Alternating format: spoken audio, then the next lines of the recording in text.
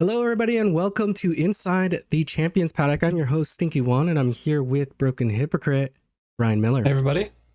Today, we're going to be talking about the results from the Belgium Grand Prix. Then we'll talk about a little bit about tires that we were talking about before. We have a little bit of data and kind of how you can interpret that data. And then lastly, we will go over the next up-and-coming race, which is the Italian Grand Prix in Monza. But first, we're going to be looking at the clips of the week. So our first clip of the week is going to be, it was submitted by Broken Hypocrite. And here it is. Kind of throwing me off. Nikolai actually, whoa! Somebody's lawn mowing right now. That was Miller. Yeah, so this was right there on the Camel Straight. Right at the beginning of the race. I think you got just a little bit squeezed out. It is a very fast-paced straight, and you kind of run out of room there, so you go off track instead of taking a collision there. I think it's the smart thing to do there. I did get hit. Oh, you did touch? I went off. I mean, but, it didn't look like you took any damage, I guess is No. Yeah. Saved the car, but I did get stuck on the grass, so I was trying to pull my car off and it wouldn't come off the grass. I had to slow down a lot. These cars are notoriously bad on the grass. Yeah, I mean, it got high-sided because it just wasn't ideal. Yeah, it's like it's not designed for that. All right. And our second one was submitted by KO. This is a crash, so Looking like we have early. We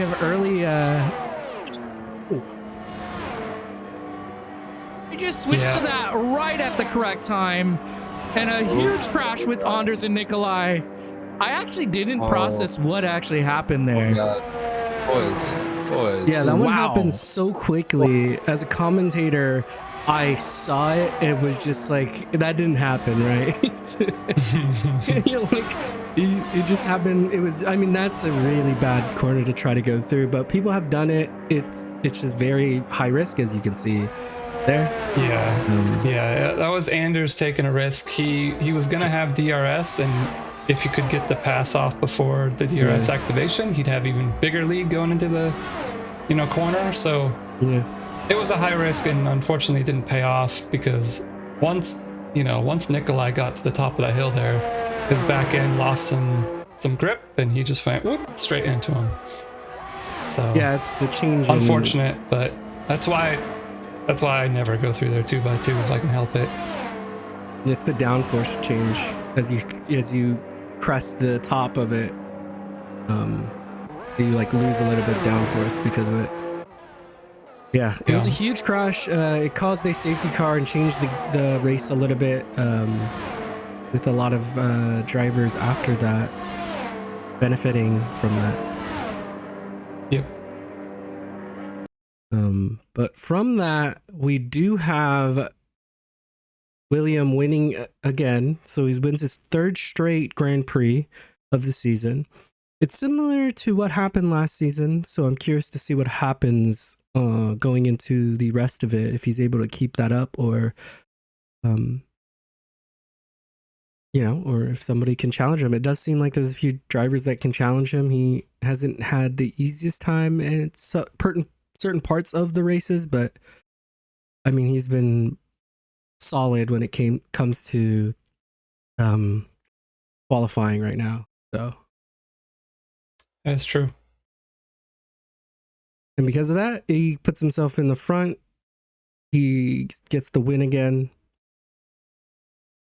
We did have him gaining pole as well. So he did get pole in Belgium. Really good lap he was able to put in there. And then we have Miller taking the fastest lap, though. You do favor this track a lot, so it's not too big of a surprise you're able to get that. Yeah, and I had new softs at the end, which helped. I think everybody had new softs because of the safety car. Well, William was on mediums. You're but, right, because yeah. some people didn't have new softs yet. Correct. Mhm. That is correct. I forgot about that. There's, I think, 1 or 2 drivers that did that instead. And then we have him winning driver of the day because he was, until the safety car, I think he built a 15-second gap from everybody. Yeah. So it was just, I mean, it's what he does best. When he gets in front, it's hard to really keep up with them sometimes because of that. So here are the quick results. So the classifications, we have him taking first with Miller taking second, and our rookie and first-time driver, Mac T, getting third place and his first podium. Yeah. Good job. Yeah. I didn't even know where he was the whole race, and then was surprised to see he came out in front of Ritzy at the end. You know, I think, well, Ritzy had this weird, it seemed like there's something happened on the restart, or not the restart, but the safety car reset that really screwed him up. I don't know what it was, but he definitely seemed to have less pace in that after that safety car reset. I think Mac T was pretty close the whole time, wasn't like crazy off of the pace of everybody up front. Was fighting, I think he was fighting like Nikolai and Anders when they were fighting. He was near them, or kind of close to that. So he was there. He was in a fighting spot, and that because of that, obviously, he was able to get into P3. A little bit of help, you know, but you know, you have to put yourself there. That's the thing. Mm-hmm. Right, and then we have here the new updated driver standings. We have William in first with Ritzy in second, Miller in third, and Nikolai drops to fourth because of that incident he had. So we still have this nice little battle between the Haas and Red Bull. And obviously there's so many points left that you can't really even leave out other drivers who've shown really good pace. They still have a chance. With like 1 or 2 good races here, they could do it. And we have Red Bull having a 26-point lead over the Haas team. And they have a nice little battle with the McLaren and the Aston Martin, with a few other teams looking maybe to improve over the rest of the season. So it's not a surefire that you're going to get maybe third or fourth. Some of those other teams might jump up there. I've seen some like good Alpine. pace. Yeah, Alpine. They have Mac T. Yeah, and we can even go and look at that. So Mac T gets added to the Alpine team. He replaces the other driver. So he signs up to the end of the season, like the rest of the teams. Yeah. And then from here, all right, so next we're going to go over the tires. We're here looking at the grip versus wear graph. This is adjusted grip to a normalized wear, and it is normalized to the C5 compound, which is the softest compound tire. Do you want to go a little bit more over that? Yeah, so one thing you can see here is all the solid lines there. That is literally just how much grip they have versus how much wear they have. But it is normalized to the softest tire, meaning that all the other ones, because they have less wear, they're stretched out a little bit. So you'll see that compared to the softest tire, the hardest tire lasts a whole over 2.6 times longer. So it lasts a much longer. Normally, if you're given the C5 tire during a race, you're also going to then be given the C4 and the C3. So the red line would be your hardest tire, will be your hard tire in the race. And you can see it lasts about 35, almost 40% longer than the soft compound would. So this is just kind of showing you how much grip you have for your wear. Then you have those dotted lines. And what those are is they're kind of like, they're your cumulative grip, I guess, over the course of, the race. So if grip correlates directly to your pace, then this will show you for how long are your tires quicker to use them than your other ones, than your harder tires. How long are your softer tires better than your harder tires? So you can see here, until you get up to about, what is it? About 70% or so on your tires, the harder tire that you're going to have is still a little bit, it's not slower at this point. When you get to 70%, your soft tire is definitely slower. But if you ran that soft tire from 0% wear up to 70% wear, that total pace will be quicker than if you ran your harder tire from 0% to 70%. But again, the harder tire will be quicker at that point in time because it has less wear and the grip lasts longer. But the overall pace, your race pace, will be better. So that's just kind of what this chart is showing here. But there are caveats to this, because the more wear you get, the more mistakes you're going to start making because the tire's sliding around. So it's not directly related to your pace, but this is a good chart to help you visualize how the softer tires and the harder tires compare against each other. Yeah. And we're going to share this. Sorry, we're going to share this, and we're going to share other documents in our Discord server too, so you can look at them later if you want to see them in better detail. Yeah, you can look at it, zoom in a little bit more. Yeah. So next we have you want to go the tire details?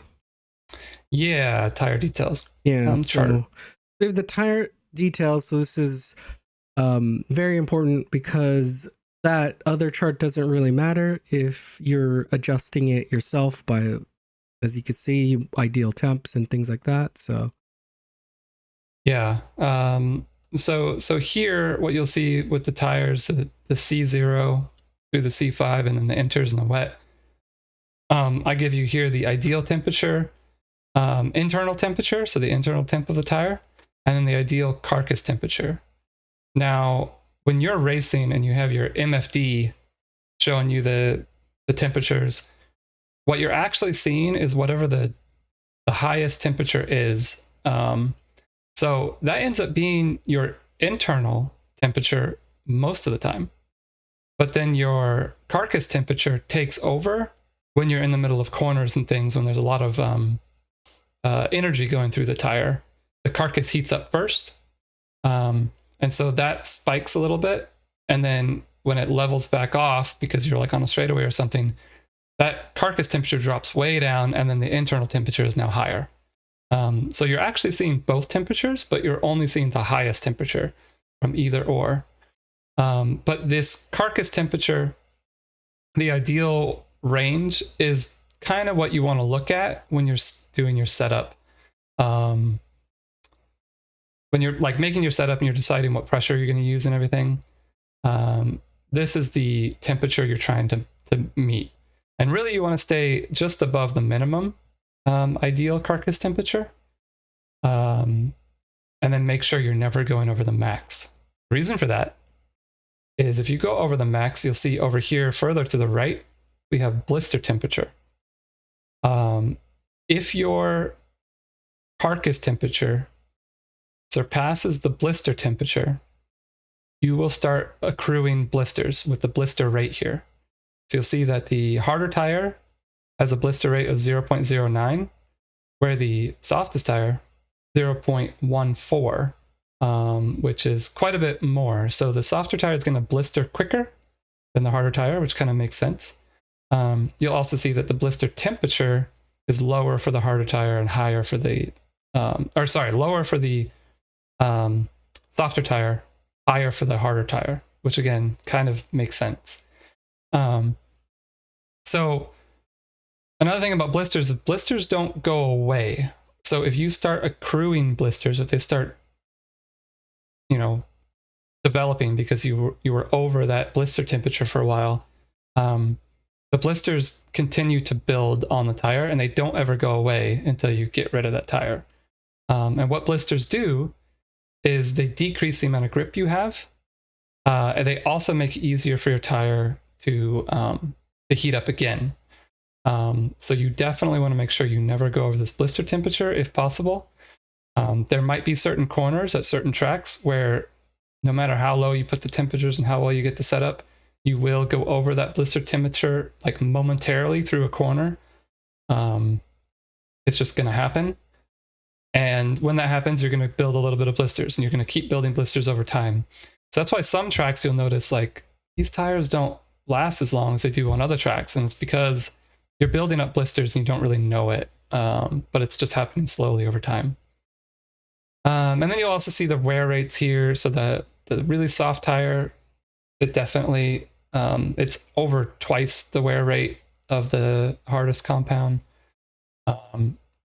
But then if you look down further, down here, where I have the pressures and temperatures, how they're connected to your wear and grip, down here I show the hardest tire, the front tires, because the front tires, the rear tires, all the different compounds, they all have different numbers.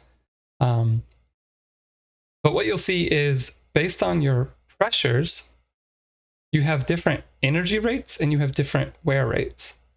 So this is why I always tell you guys you want to be careful about putting too much pressure inside your setup, because the more pressure you have, the higher your energy rate is, and the higher your energy rate, the higher your temperature will rise as you're going through the middle of corners. Also, the higher your pressure rate, the higher your wear rate is just going to be your base wear rate. That's not including blister rate and all that. So lower pressures gives you better wear rate. It also makes it so your tires don't heat up too quickly. And then they have this thing called roll rate as well. And roll rate is basically how much extra energy is going into the tires when you're in the middle of corners. So the roll rate is actually higher as well when your pressure is higher. And then you have the skid rate as well, which is 0.9 for every single tire, front, rear, any compound. It's always 0.9. And basically the skid rate is when you are locking up or spinning out or just sliding around. If you're, whatever you're doing and your tires aren't gripping the road and they're sliding, that's this skid rate. And so it's adding heat and it's adding wear very quickly. It's a pretty high value here, so compared to all the others. So you don't want to be locking up if you can help it. You don't want to be spinning out. Because it's going to add a lot of heat quickly. It's going to add a lot of wear quickly. And then lastly, what we show here is the off-track effects. So what you have is you have grass and gravel. It has a grip multiplier of 0.85. So as you're off track in the grass or in the gravel, you're accumulating that on your tires by this rate, 0.04.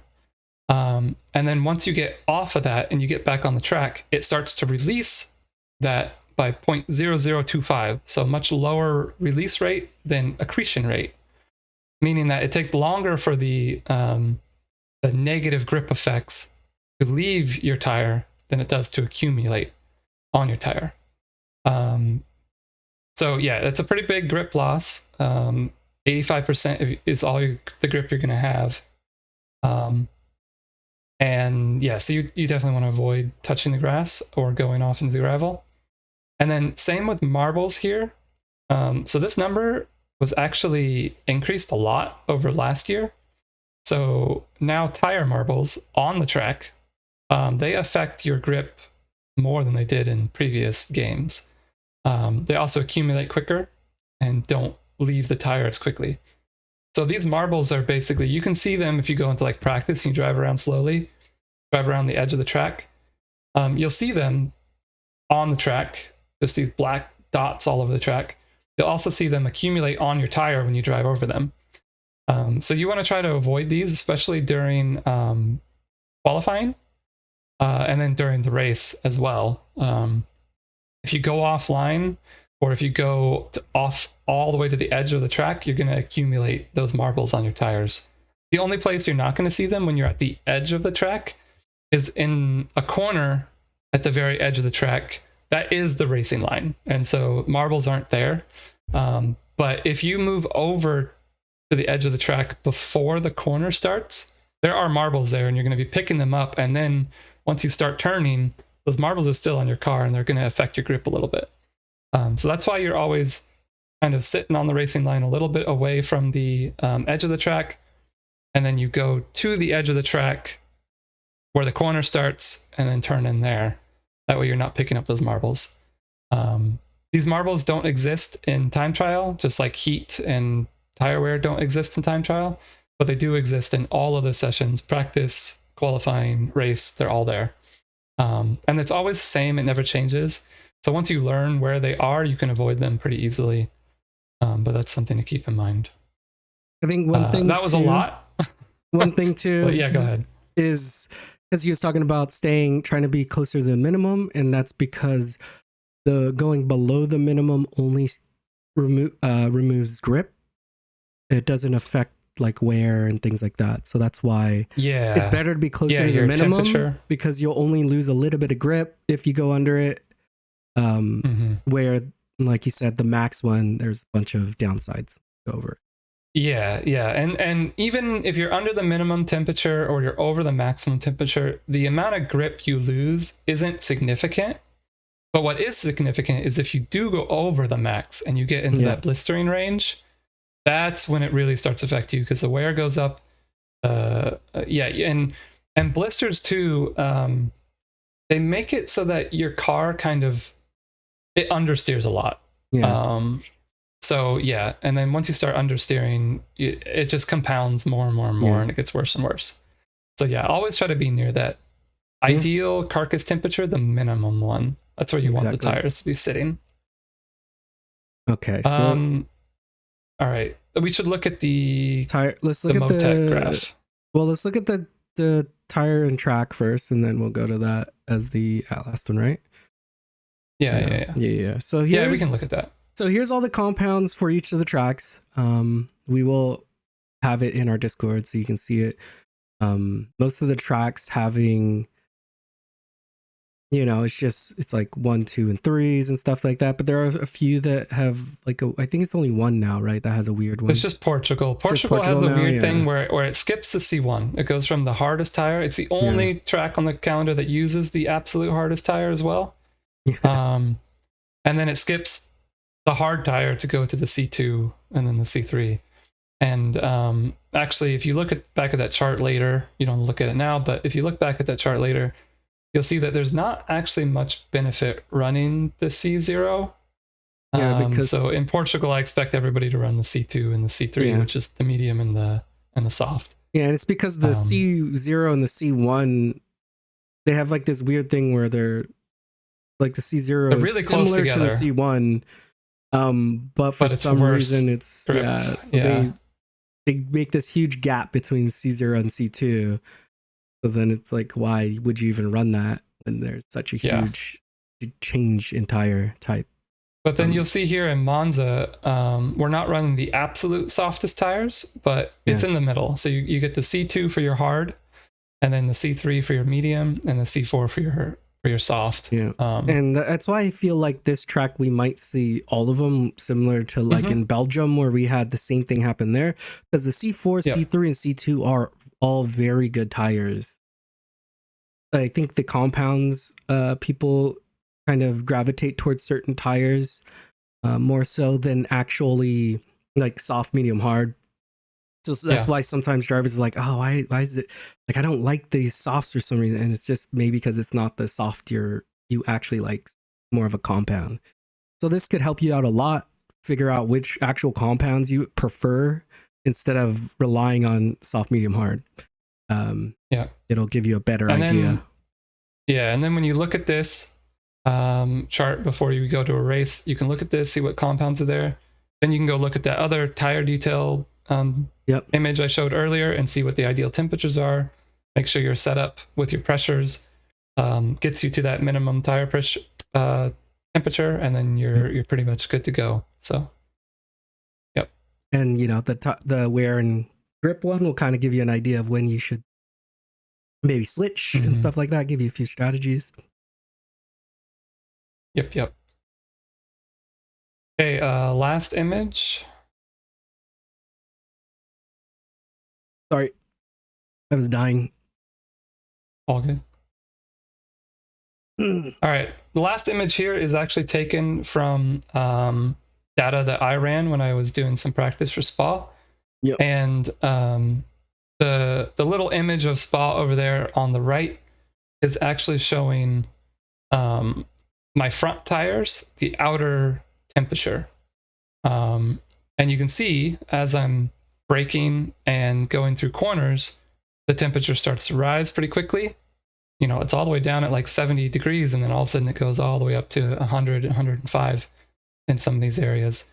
So, and then here, this like chart, you'll see the orange, where the tire temperatures are.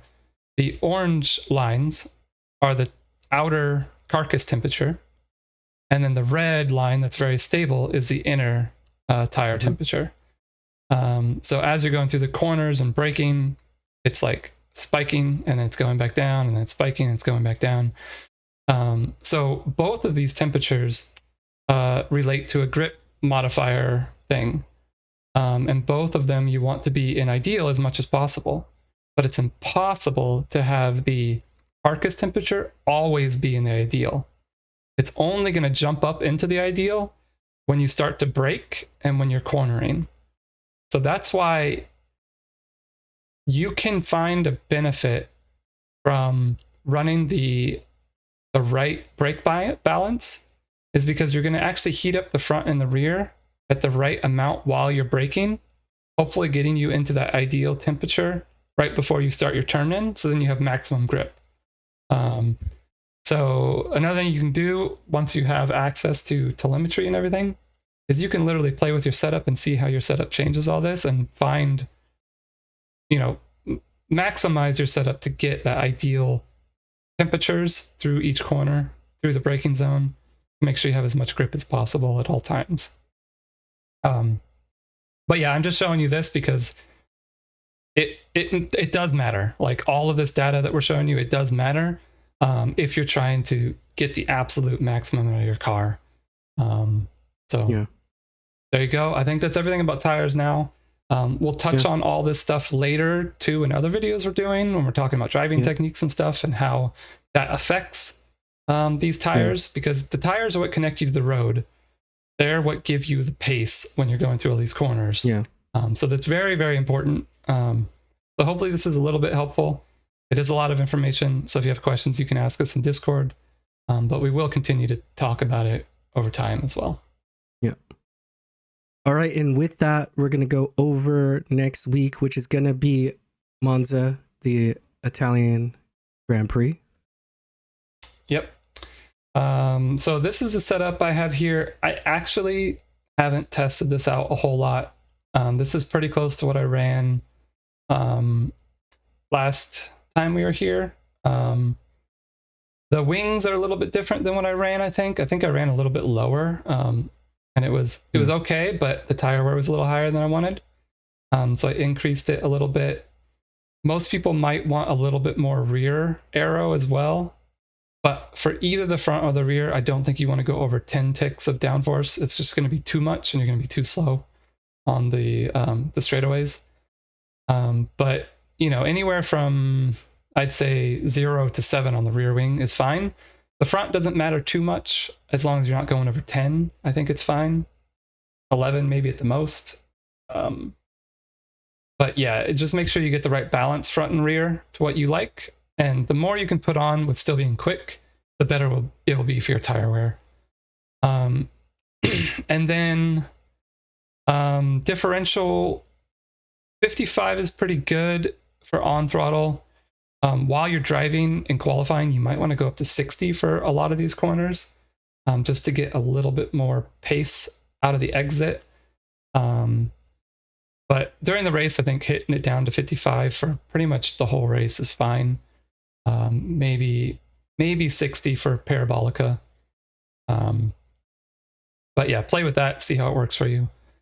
Off throttle here I think is really good, but you can again move it up and down to get the rotation you want when you're off throttle. Camber and toe, I have it set basically to what the standard is when you want to increase your tire wear. And you could find a little bit of benefit through like Parabolica if you play with the toe a little bit. But I don't think it's worth it over the whole race distance to do so. So I would leave it. But if you want to get a little bit more for qualifying or something, you can add a little bit of toe. Suspension. So this is again something that's a little bit more preference, but I took a lot of firmness out of the rear suspension, and even a little bit out of the front from what a lot of other people run during races. And I think this just really helps with the bumps and helps with the compliance of the rear. But you could be more aggressive. You could go a little firmer. You could even, for the ride height, you could go a little bit more rear ride height to be a little bit more aggressive with your rotation. Just be careful. This setup for your suspension is also really easy on the tires, so they last longer. So that's nice. Brake pressure, always 100. Brake bias, 50% is really good. You might want to go to 56, 57 for the first chicane, that hard braking zone, but then bring it back down to 56 or 55 for the rest of the lap. And then tire pressure, I don't know if minimum is what you want to be at. I didn't test this thoroughly. And if you make any changes to the setup, it's definitely going to change anyways. But what you want to do is you want to do some laps and see what your tire temperatures are, and then try to reach that ideal minimum carcass temperature for the tire that you're running.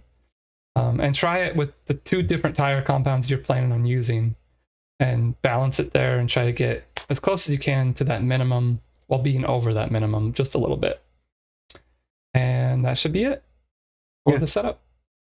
Yeah, and like always, if you change stuff, you're going to have to test it. This is part of why I think, this is why we're trying to do this as well, because a lot of people overlook things like the tires, and the tires actually play one of the biggest roles in your pace and like long-term strategies and all that kind of stuff, because it's the one that changes like your grip, how much wear, all that, and it all changes depending on how you're racing, how your setup is. And because of that, you do one little tinker, you have to then adjust it, like he was showing on the spa one. Your temperatures fluctuate, and all you're really trying to do is make sure it's always near ideal when you need the grip. Yeah, and that takes a lot of time. So obviously that's high end pace you're looking at, trying to get that last extra bit. But in general, like he said, you're just trying to make sure you're always running under the maximum essentially, and you're in the operating window most of the lap is what you're going to be really trying to do. Yeah. All right, and then that's it for this week. Next week we will not have a Grand Prix because it'll interfere with the real life F1, and because of that, we'll still be doing another Inside the Champions Paddock next week, and that one we'll be talking a little bit of racing technique or driving technique. Yeah, so we're talking about driving techniques. We'll go a little bit more in that. We'll do what we always do. We'll talk about the Italian Grand Prix that we just had, and then we will spend a lot of time just talking about driving techniques, because I think that's where the next part will be coming in. It's going to be a little physics lesson. I got a lot of stuff I've been working on, graphs and images and stuff to show you guys. And hopefully it's helpful, and it will relate back to this tire data as well. So it should be fun. And another thing too is we don't have every single one of these talks, like tech talk things, planned out. So if you have any recommendations of things you want to hear from us, please comment down here or tell us in Discord. We want to know what you want to know about so we can talk about it in future videos. So because there's plenty of things to talk about. It's just we really want to cater it towards what you guys actually want to hear about mostly too. Yep. Exactly. Yeah, but on that note, this was Inside the Champions Paddock. I was your host, Stinky Juan. I was here with Broken Hypocrite, Ryan Miller. Yep. See you guys And later. we'll see you all next time. Bye. Whoa! Somebody's lawn mowing right now. That was Miller.